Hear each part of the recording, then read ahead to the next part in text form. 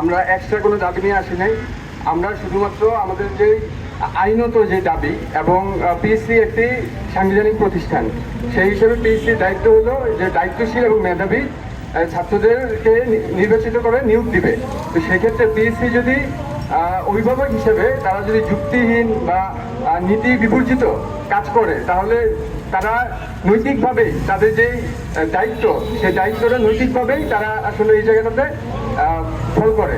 তো এই জায়গাটায় আমরা আমাদের জাস্ট দাবি এই জায়গায় যে আমরা অনেকগুলা স্টুডেন্ট, তারা হয়তো কেউ এখানে সবাই হয়তো আসবে না, নন ক্যাডার যদি নন ক্যাডার দেয় বা না দেয়, কিন্তু একটা প্রতিষ্ঠান, সেটা তো একটা মেসেজ যায়, একটা ছাত্র সমাজের কাছে একটা মেসেজ যায়, এটা থাকবে। আমরা এখানে দাবি নিয়ে আসছি, তার পরবর্তীতে এটা ফলাফল কি হয়, এই ফলাফলের ভিত্তিতে পরবর্তীতে আমাদের যে ছাত্র সমাজের কাছে মেসেজ যাবে যে একটা প্রতিষ্ঠান যেভাবে কাজ করছে সেটা আসলে কতটুকু যৌক্তিক।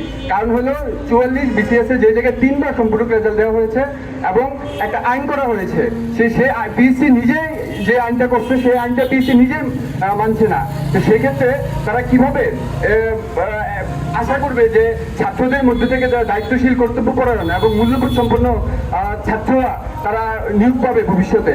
কিভাবে রাষ্ট্র পিএসসির উপর এরকম যেই পিএসসি সাংবিধানিক প্রতিষ্ঠান হিসাবে তারা নিজের আইন মানে না, সেক্ষেত্রে রাষ্ট্র কিভাবে তার উপর রিলাই করবে যে একটা সুস্থভাবে যে নিয়োগ প্রক্রিয়া চলমান রাখার ক্ষেত্রে? তো সেই ক্ষেত্রে আমরা আমাদের দাবিগুলো খুবই সিম্পল এবং আমাদের অধিকার সেটা। এখানে আমাদের কোনো এক্সট্রা কোনো দাবি না যে যেটা ছিল না আমরা নতুন করে চাচ্ছি।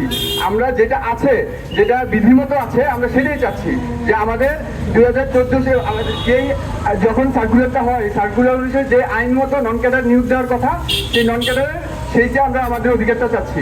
আমরা চাচ্ছি সম্পূরক রেজাল্টটা দেওয়া হবে। সেই ক্ষেত্রে আমরা আশা করব পিএসসি এই সার্বিক বিষয়গুলো চিন্তা করে পরবর্তী ডিসিশন নিবে। এটা শুধুমাত্র 45তম একটা বিসিএস এর জন্য মেসেজ না, এটা ছাত্র সমাজের জন্য মেসেজ। সেই ক্ষেত্রে পিএসসি এটা অবশ্যই সেইভাবেই বিবেচনা করবে। তাছাড়া সেটার ফলাফল এটা সম্মিলিতভাবে ছাত্র সমাজ এটা দেখবে। সাধারণভাবে যদি বলি, একটা বিসিএস পরীক্ষা আমরা যখন 45তম বিসিএস পরীক্ষাটা দিলাম 2022 সালে এটার কার্যক্রম শুরু হয়েছিল, যেটা আমি ভুল না করি। আজকে 2026 সাল চলে। 4 বছর একটা বিসিএস এর পিছনে আমরা দাঁড়িয়ে আছি, কাজ করছি, প্রিলিমিনারি দিয়েছি, লিখিত দিয়েছি, এর মধ্যে সরকার পরিবর্তন হয়েছে, আন্দোলন হয়েছে, অভ্যুত্থান হয়েছে, সব কিছু হয়েছে। কিন্তু এরপরেও 4 বছর পরেও যদি আমাদেরকে এখানে দাঁড়ায় বলতে হয় যে আমরা বঞ্চিত, এর থেকে হতভাগা আর কেউ হইতে পারে না। খুব স্বাভাবিক কথা। এখন প্রশ্ন হলো যে ভাই আপনারা কেন বলবেন আপনারা হতভাগা? দেখেন, আমরা 45তম বিসিএস পরীক্ষায় উত্তীর্ণ হয়েছি বলতে গেলে ভাইবা দিয়েছি। আমাদের ভাইবার পরবর্তীতে সম্পূর্ণ ফলাফলটা প্রকাশ করা হয় নাই। অর্থাৎ যারা ক্যাডারে সুপারিশপ্রাপ্ত হয়েছে তাদের রোলগুলো দেওয়া হয়েছে, যারা নন ক্যাডারে সুপারিশপ্রাপ্ত হয়েছে তাদের রোলগুলো দেওয়া হয়েছে। বাকি যে 4000-এর মতো পরীক্ষার্থী ছিলেন, ভাইবা দিয়েছেন, তারা পাশ করলেন নাকি ফেল করলেন এই তারা জানতে পারেন নাই। আমাদের যেটা জানার অধিকার আছে। যদি কেউ ফেল করেছেন, তিনি তার পরবর্তীতে ভাইবাটা যেন আরো ভালো হয় সেই প্রস্তুতি নেবেন। আপনারা জানলে অবাক হবেন, এই খুব সামনে এপ্রিল মাসের 9 তারিখ থেকে 50তম বিসিএস এর পরীক্ষা শুরু হচ্ছে, লিখিত পরীক্ষা। আমি নিজেও সেটার একটা পরীক্ষার্থী। আমি একটা বেসরকারি ব্যাংকে জব করছি।